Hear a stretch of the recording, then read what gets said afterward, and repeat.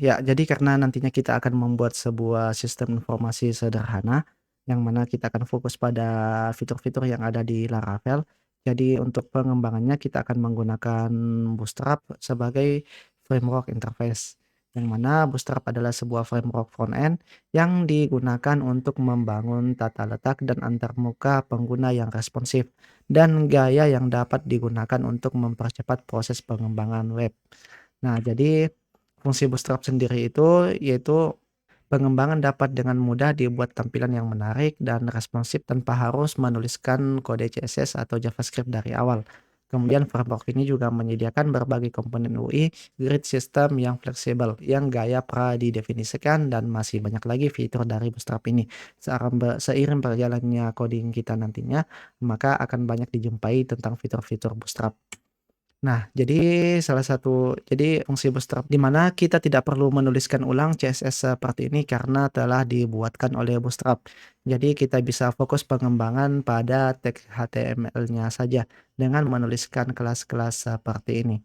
Ya, karena CSS-nya sudah ditangani oleh Bootstrap. Nah, kemudian kita bisa langsung coba saja kodenya. Jadi silakan kita kunjungi dulu webnya Bootstrap. Kita langsung saja kunjungi webnya getbootstrap.com. Kemudian kita bisa masuk di dokumentasinya.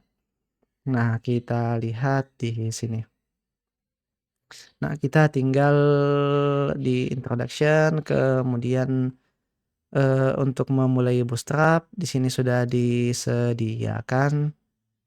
Nah, versi online-nya, tapi kita akan mendownload versi offline-nya saja sehingga meskipun kita tidak memiliki akses internet, kita bisa menjalankannya seperti ini. Jadi silakan di-download, silakan silakan disimpan. Ya, silakan ini kita copy ke dalam project kita ekstrak di dalam folder Laravel kita ya, di dalam first app. Kemudian buka public seperti ini dan kita pastekan seperti ini, dan kemudian kita buat folder baru yang namanya vendor seperti ini. Ya, kemudian ini kita ekstrak ke dalam ini, kita pindahkan masuk dan ekstrak di dalam folder vendor seperti ini. Nah, ini bisa kita hapus. Nah, jadi di sini sudah ada Bootstrap kita.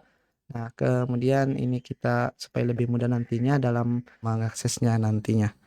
Jadi kita kembali ke kode kita. Di sini ini bisa kita hapus root yang tadi.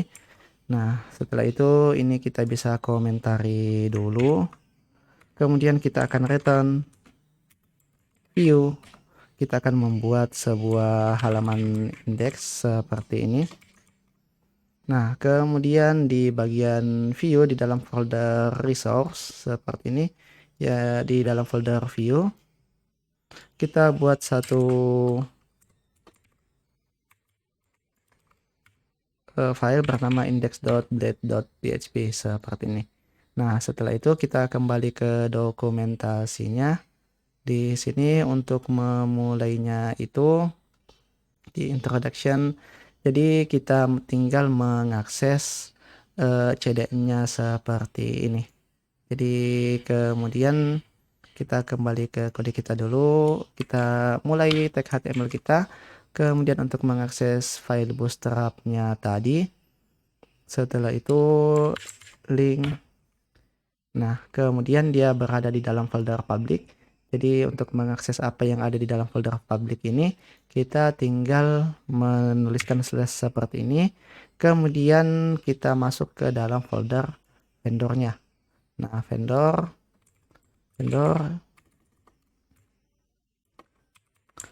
Nah, di dalam folder Bootstrap, kemudian juga di dalam folder CSS seperti ini. Di dalam folder CSS, kemudian kita akan akses yang Bootstrap-nya ini saja, bootstrap.css slash bootstrap.css seperti ini. Nah, kemudian coba kita akses di dalam root kita. Di dalam root Jadi routes, kemudian web.php, nah index. Nah, jadi coba kita refresh dulu di sini ya. Nah, ini kosong karena memang kita belum menuliskan kode di dalam sini. Jadi ini ketika kita melakukan view page source, kemudian kita klik, maka muncul baris-baris CSS dari Bootstrap ini sendiri. Ini kemudian kita tutup. Selanjutnya kita install juga di sini file JavaScript-nya. Nah, kemudian src ini bisa kita copy. Kemudian ini kita ubah jadi JS dan Bootstrap JS karena dia berada di dalam folder CSS, JS, kemudian bootstrap.js seperti ini. Nah, setelah itu kita kembali view page source dan lihat maka sudah bisa diakses.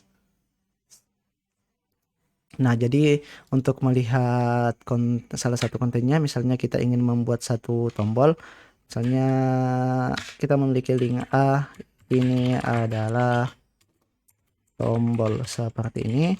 Jadi kita tidak perlu bersentuhan dengan CSS lagi, tinggal menambahkan kelas seperti ini, btn.primary seperti ini. Jadi kita lihat dulu. Nah, ini sudah dibuatkan tombol.